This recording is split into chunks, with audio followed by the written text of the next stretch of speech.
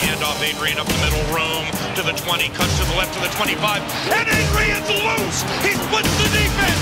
50, 40, 30, goodbye, baby! Touchdown! We bleed purple, and our bones are gold. Hear the horns coming out of our dome, behold. We are Minnesota Vikings fans.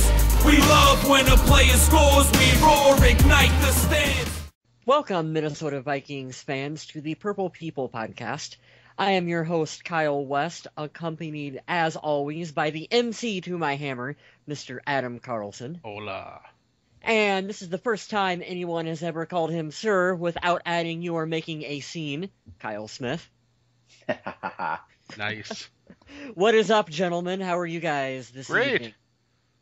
Oh, doing well, doing well. I like to think of you guys as the Daryl and Daryl to my Larry. Might be a little bit old of a reference. Some of the older listeners might get it. I have no idea what you're talking about right now. You may have to Google Larry, Daryl, and Daryl one of these days if you're not a Newhart fan.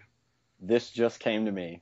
You guys, since I'm new to the show, we're going to throw it back, and I know everyone will appreciate this. You can be the Keenan and Michael to my good burger. Oh, nice.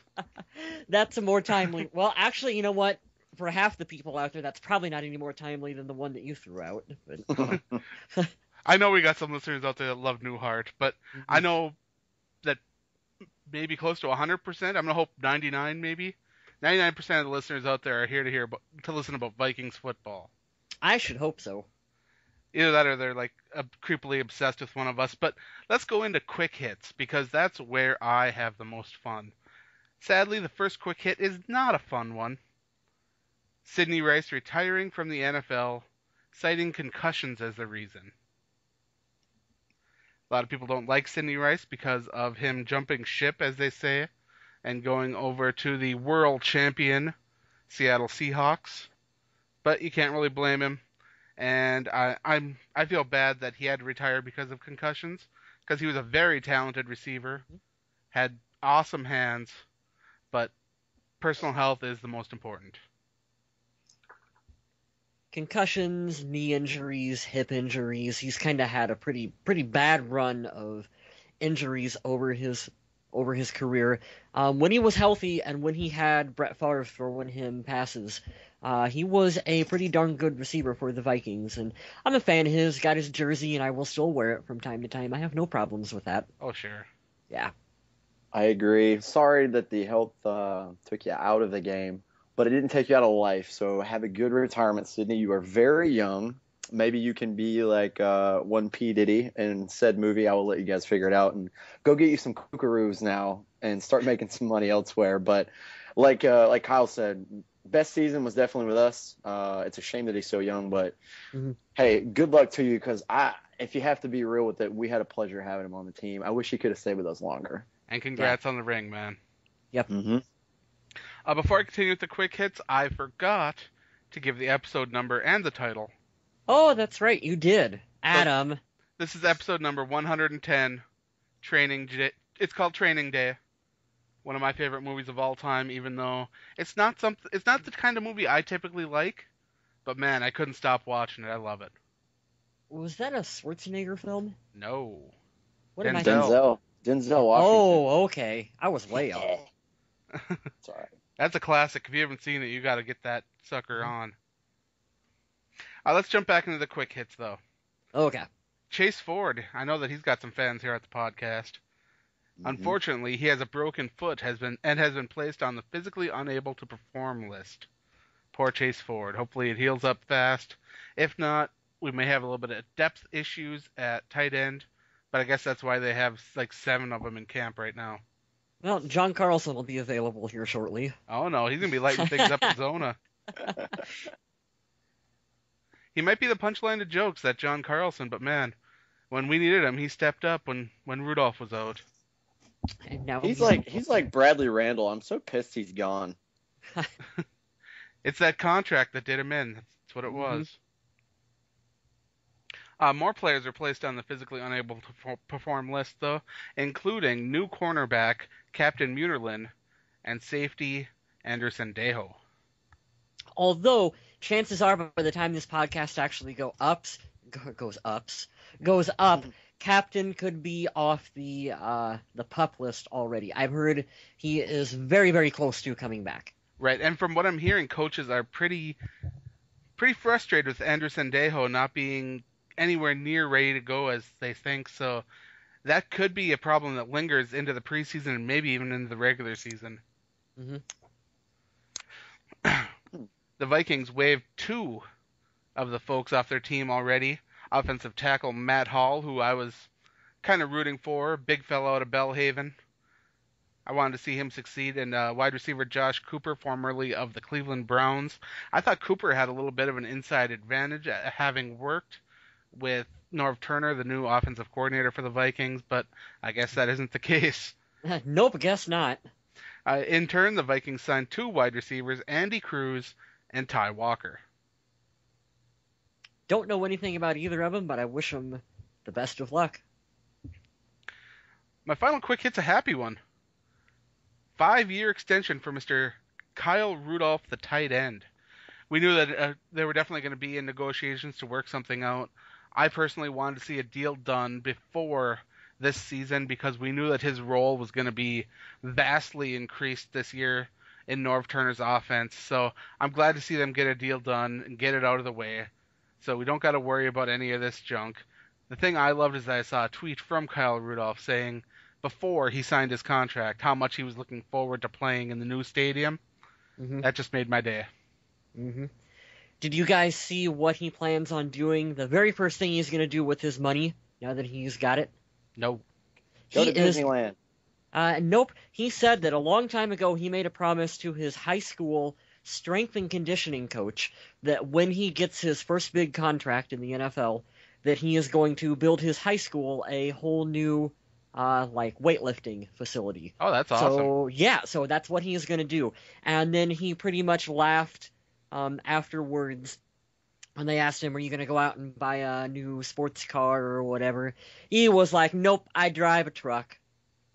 And I'm going to drive the same truck, and I'm going to live in the same house. And it's really cool how grounded and down-to-earth of a guy he is.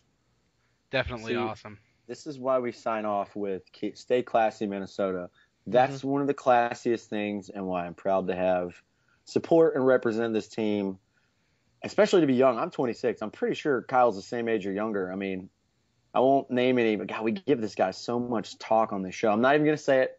There's a young guy who was drafted this year that gets a lot of attention, and he's out there spending money and partying. And we got a guy who's coming up, and he is our leading tight end, but I think he could be a top 10, top 5 tight end within the next 2 years. And like you said, stay grounded. Kudos to you, Kyle. But my only thing to say that is now go out and earn your paycheck. We know you can, and you have the right OC to do it. And hopefully a quarterback who can get it to you. Well, he's lost 15 pounds, worked on his separation, and been nonstop studying his routes. So this is a guy that is dead set to work hard and earn every penny of this contract, and I love seeing that. I have a quick story on Kyle Rudolph, and then we can move on to the next segment. I had a chance to meet him. It was either last year or maybe the year before when I was up in Mankato, and I was kind of sidebar. I was off in an area that I wasn't supposed to be in, so but I had an opportunity to meet him in a one-on-one situation because of that. And so I actually got to go up to him and talk to him. And when I went to go shake, really nice guy, by the way. But when you go to shake his hand, just the palm of Kyle Rudolph's hand was bigger than, like, my entire hand. Like, from finger to wrist. Like, that's just his palm. And watching this guy in practice go out and catch balls one-handed, he can just reach out there, and it's like he's got a catcher's mitt on. He can just grab it and just snag it out of midair and just reel it right back into his body. He is impressive to see in person, no doubt. So excited to see him this year. Mm-hmm. But now we're into the main topics, the meat and potatoes, as we like to say. I like potatoes. Training camp has begun. No longer are we sniffing for stories about any little thing to fill space. We have actual stuff to talk about now, folks. Actual things. Isn't that great? Was that a Walking Dead reference? Maybe. Stuff and things? It sure is. I knew. I picked up on that. I like potatoes, too. I'm still tripping on that, so thanks. But I've got a couple things I want to talk about training camp, and I don't know if these guys got a couple things they want to mention. The first thing that I wanted to talk about was Cordero Patterson. So far, he's gone through a couple walkthroughs, but he's missed all the regular action because of an ankle injury. It's a day-to-day thing, so he should be up and running shortly, but for now, he's sidelined. Not something to worry about long-term, and it'll be all right for the season.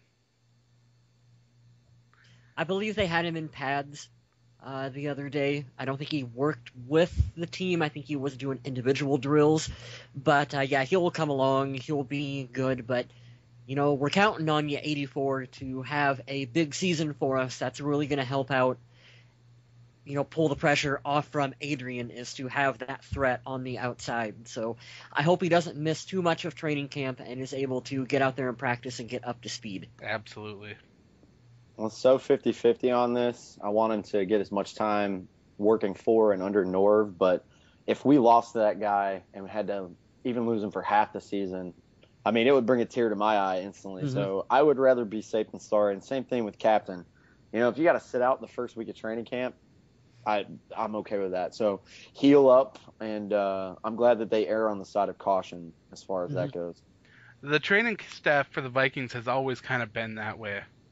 Except for when Christian Ponder had that weird rib injury that we had no idea what was going on. That whole thing baffled me a bit. But otherwise, the Vikings training staff seems pretty good. Yeah, Eric Sugarman and our guys are top-notch training staff in Minnesota. The second thing I wanted to talk about was the middle linebacker position. A lot of people were wondering who it was going to be, whether it was going to be Maudy or Cole or Brinkley. It turns out that all those people were at least somewhat wrong, because Chad Greenway is going to be getting a lot of looks at middle linebacker in this defense. Be really interesting to see how things work out with him in that context. Am I the only one not that surprised by that? Like, when I read that, I was like, oh, that kind of makes sense. He is sort of the veteran guy of the group. Middle linebacker is kind of like your quarterback of defense who's going to be out there. So you would expect him, as knowledgeable as he is, to step up and fill in that role. Not saying he's going to be good at it. That's to be seen, to be determined, obviously. But, yeah, I think it makes sense that they're looking at him in that position. That's true. I think Mr. Kyle Smith's having a couple technical problems. He may be back. I'm not sure. I am. I apologize. And I'm going to take a wild guess here and say that you're talking about Chad Greenway. That's correct. Yes, sir. See, I saw this video, and that's what my thing is going to be when we start talking about this subject, the final hits, and our next subject. Mike Zimmer was like, I just want to see how you do. And do you remember, have you ever heard of so-and-so? And it was on a video I posted. Right. And it's like, yeah, I've heard of him. He's like, yeah, he kind of led the league in tackles under me one year. Oh, yeah. And that's my thing. I'll just go ahead and dive right into it for this week. If I had to take anything away from training camp, Mike Zimmer, if I could wear a T-shirt with your face on it, I would. I love this guy. This is absolutely fire and ice, polar difference from what we are used to. And anybody that's been a fan the last 3 years, this guy is going to hold everyone accountable, like I've been saying.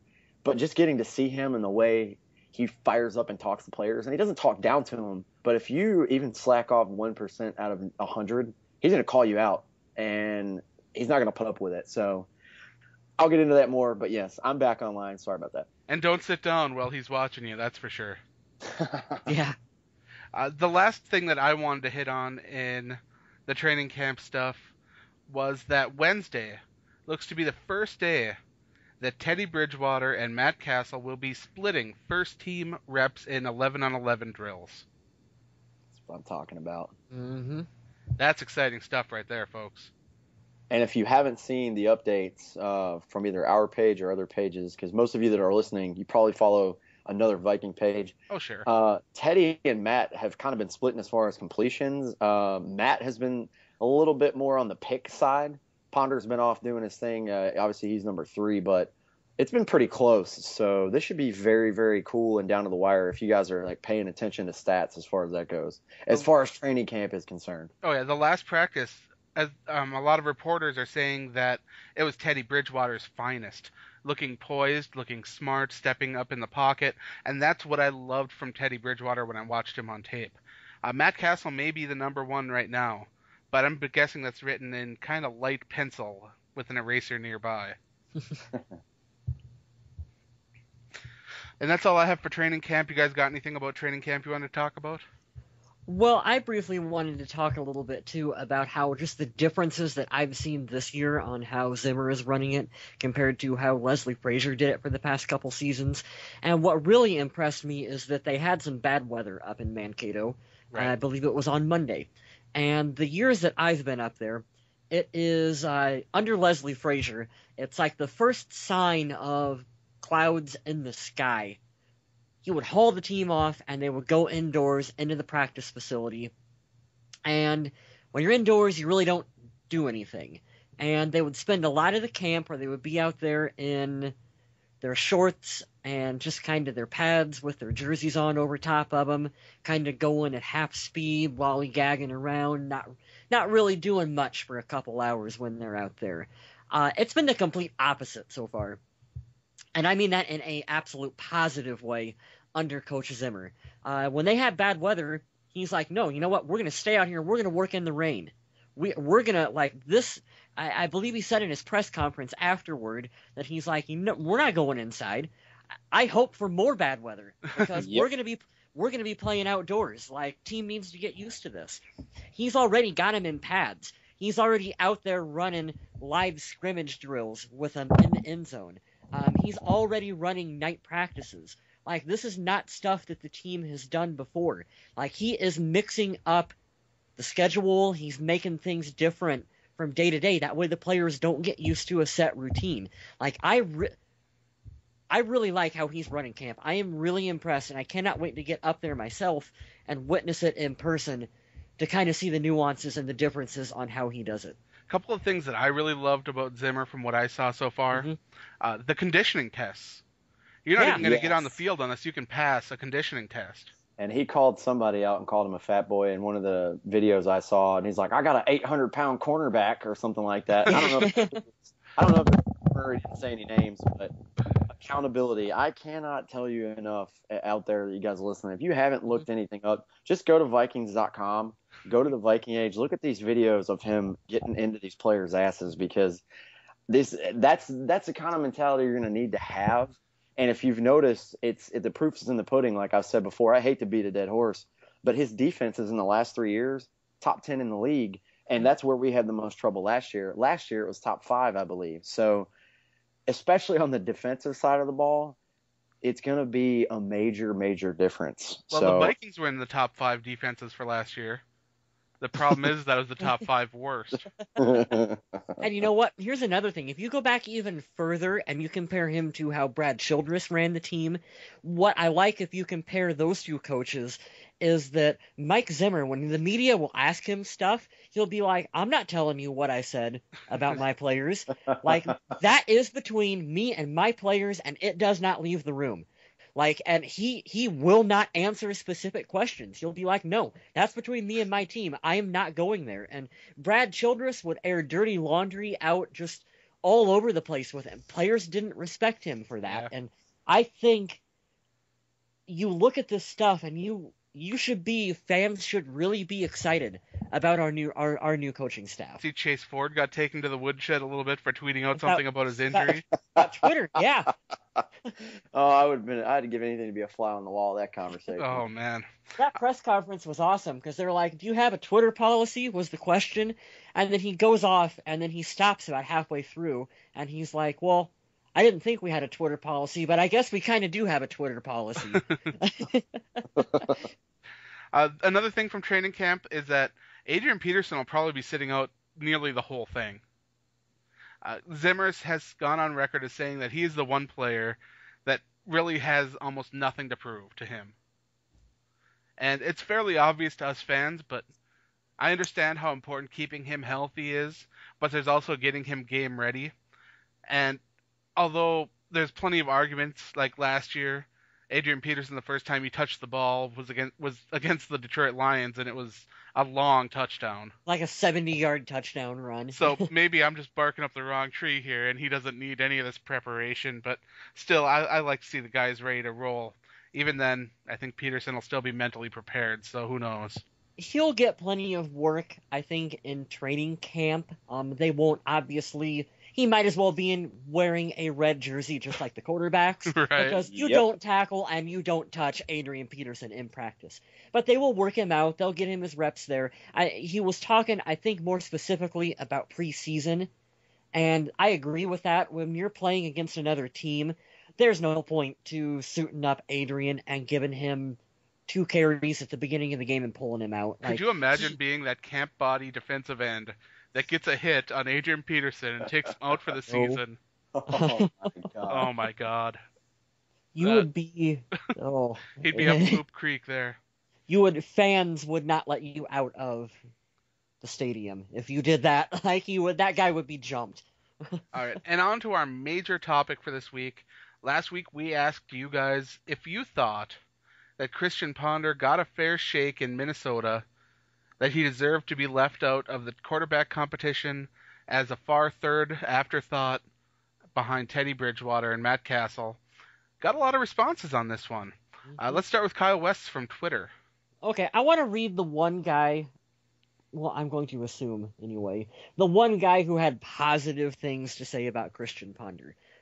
So this one was from @DirtyD4. Always thought the world of Christian and had hoped that he would blossom into a great quarterback. And he has yet to do that, and for that I wish him the best with his future on another, I'm going to assume, another team besides the Vikings. So he's giving the old, I wish you best in the future, but not with us. Precisely.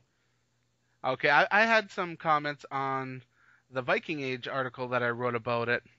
This guy says, I've watched pretty much every game Ponder's played in purple, and everything I've seen tells me that he has the talent and ability to be a very good winning quarterback if given time and some expert coaching. A lot of his work reminds me of a young Phil Simms. Remember, the guy who was hated and ridiculed in New York for 7 years. Unfortunately for Ponder, in today's NFL, there's no waiting or development. You produce or you sit. Equally, unfortunately, there's no one willing to take a chance on a reclamation project with a 4-year veteran either. I just hope that when he moves on, he goes on to hold a clipboard someplace like Oakland or San Diego and not come back to haunt us. That was Sean McDonald on Facebook. Very well said, Sean. I agree. Very well said. It was kind of lengthy, but I liked it. Paul Anderson on Facebook said, ha ha ha ha ha, I like comedy. Oh, thank you for that. So that's another one. Derek Vakovich says 3 years is a fair chance, which I guess is true. 3 years is a bit debatable. Eric Mackey, personal friend of mine, said they made a step in getting him targets to throw to. Still, they need to fix the patches on the O-line to give him more confidence in the pocket. I see Ponder leaving the league like a young Carr did when he got hit so many times and was always in fear of being hit and still holds the record for being sacked while as a Texan. I'd still start him and play him all season so Bridgewater can learn and get that so forgotten confidence and feel many older quarterbacks had before the league threw all the good quarterbacks out through the meat grinder.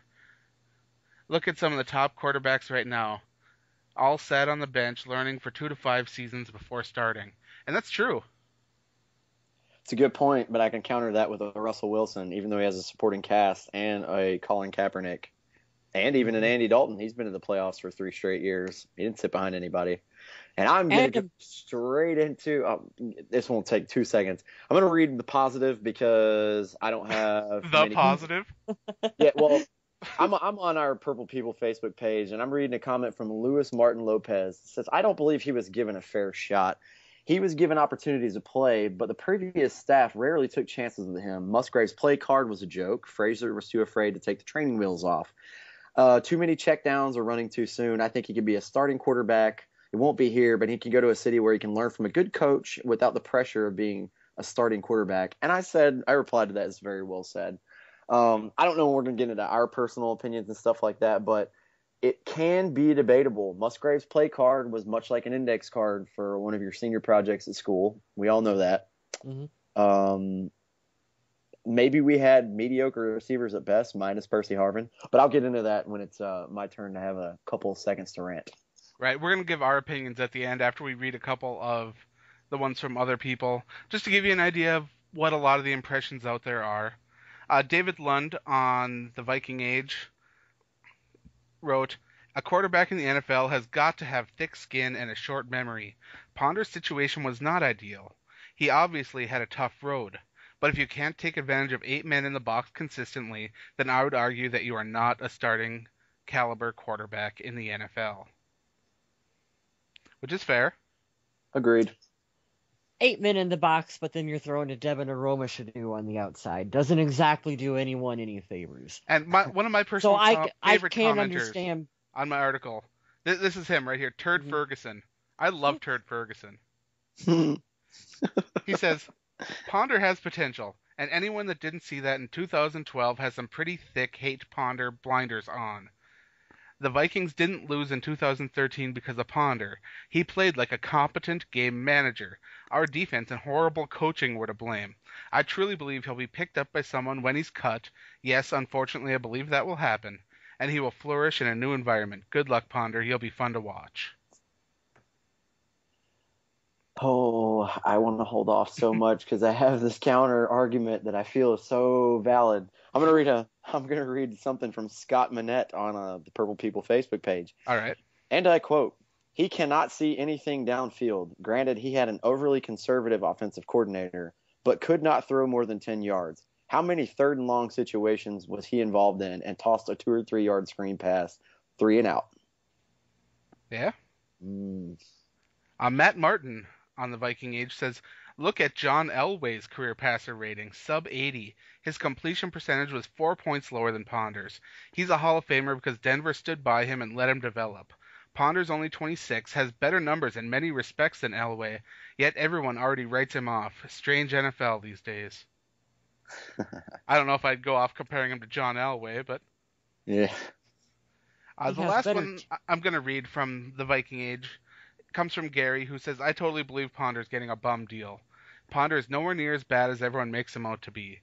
If he gets a chance to prove himself, he will surprise everyone, but he isn't getting a fair shake at competing. That kind of gives me a bad taste because Zimmer doesn't seem to be a man of his word. If Vikings fans wanted to be truthful, they'd be very upset with the play of the defense last year more than Ponder's play. Ponder had some games where he completed more than 80% of his passes, which if he was so poor at the position, he couldn't accomplish that kind of feat. He is still young and never had a good coach, and that is not an excuse. That's a fact, like it or not."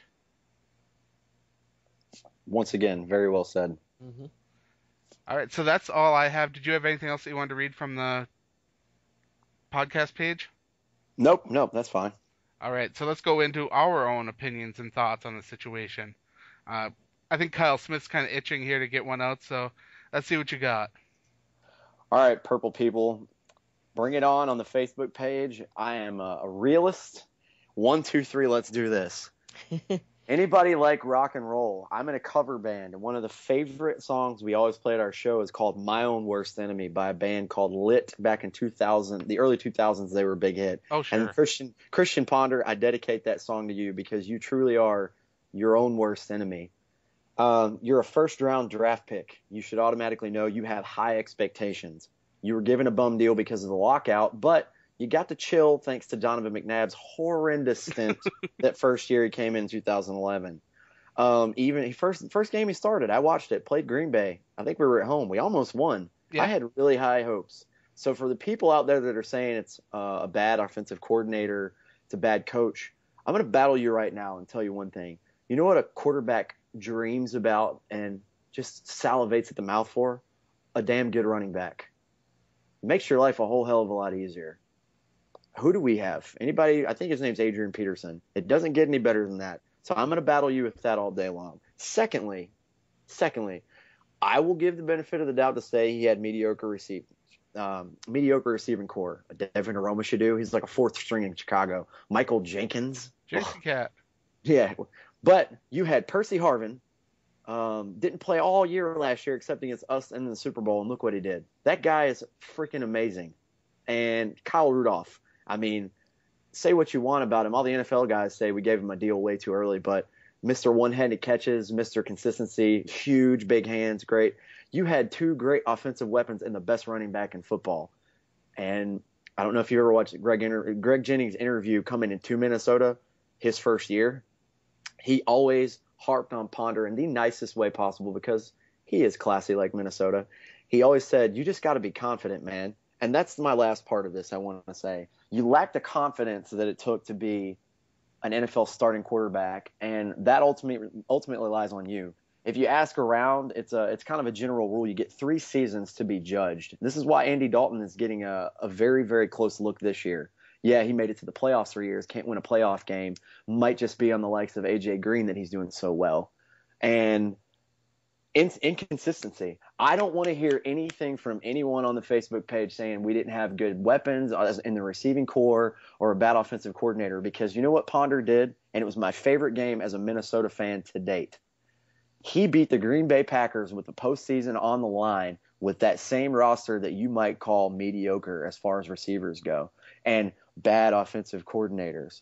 So why you can't do that against a game against the Tennessee Titans one week, I don't understand. Or some other horrible team starting out with the Jaguars starting that season where we had to go into overtime. Right. I mean, I'm just saying, Ponder, I have nothing against you personally. I think your wife is smoking. Congratulations on your baby. I think you're competent enough to do it, but your time in Minnesota is done, man. It's like a candle that's burned out, and that's all I've got. All right. How about you, Mr. West? Very, very, very well said. My views on Christian Ponder, he is so hard to get a read on because you watch him in practice and he looks pretty decent. And you can go, hey, there is a good set of tools to build upon.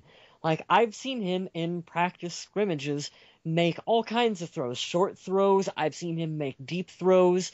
Like, you look at him and you go, hey, there's someone to be excited about. And you can see those flashes from time to time when he plays, like that Green Bay game that you pointed out. He has had decent stretches. The problem is that there has never been any progression from him from when he first came in for Donovan McNabb in that game. I think it was late in that game, actually, against the Packers, I believe, to clear on up until now. There is just no real progression. And I feel like NFL defensive coordinators figured out extremely quick on how to game plan and how to stop Christian Ponder, and he never took any leap forward.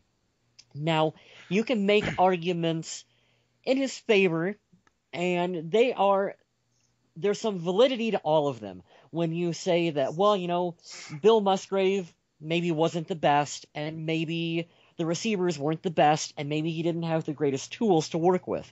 Those are all statements that I can agree with, but at the end of the day, it all boils down to when you are a great quarterback, if you are Brett Favre, the stupidest play can come in imaginable, and it doesn't matter because Brett Favre is going to find a way to get the ball to the open receiver.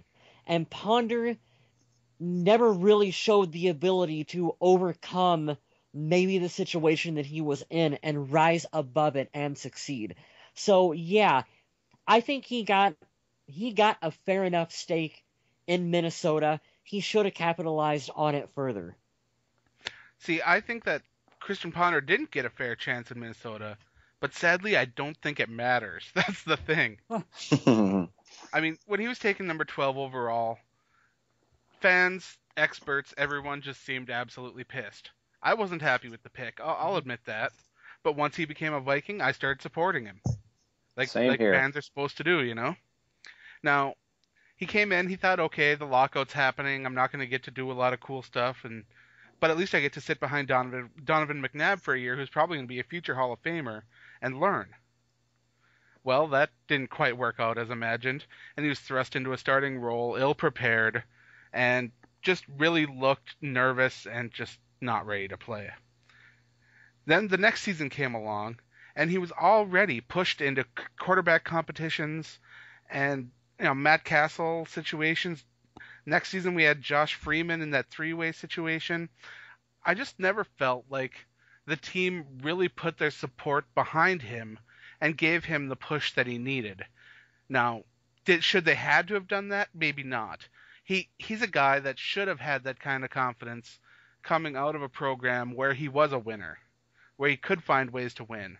The problem is that the college game and the NFL game are such a big leap that a lot of players just can't comprehend that big of a jump. And although Ponder's a very, very, very intelligent man, I mean, like you said, he got himself a beautiful woman, he's got himself a nice family, he's got everything that he needs now. But sadly, he doesn't have the starting quarterback job because he couldn't make that jump from college football to the NFL. And sure, it could be because his coaching staff couldn't prepare him for that. It could be a personal issue to where he just feels frustrated, or it could be that he lacks the ability to read defenses or do pre-snap adjustments. Who knows? There's so many factors that go into this that make it really hard to evaluate it. But one thing is for certain, that Christian Ponder just never seemed to have the confidence to grab the job, take it, and improve. And that is where I really got frustrated with Christian Ponder. Every year, I held out so much enthusiasm for him to turn the corner, make a change, make things good for himself and the team, and it just never seemed to happen. Especially going into last season after that big win to push us in the playoffs, because he was a major factor in that game. AP obviously is the main role, but he had 3 touchdowns and no picks, and he spread the ball out everywhere. Pretty sure it was AP, Michael Jenkins, and I can't remember the other, but he spread the ball around. He played the best game of his career against a damn good team who won the division, a Super Bowl winning, probably the best quarterback in the league. And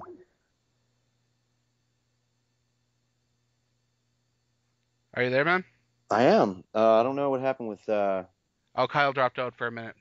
All right, we can edit this out, right? We can finish it up here, and I can honestly say that Christian Ponder's future may be up in the air. But for now, I'm glad that he was able to come to the Minnesota Vikings and have a shot, even though things didn't work out. And like both of you guys, I think that we all wish him the best in whatever happens with him in the future. Because I don't think we're that kind of jerks. I know a lot of fans are, that once you're not a Viking anymore, you're a piece of crap and all that stuff. We're not that way, I don't believe.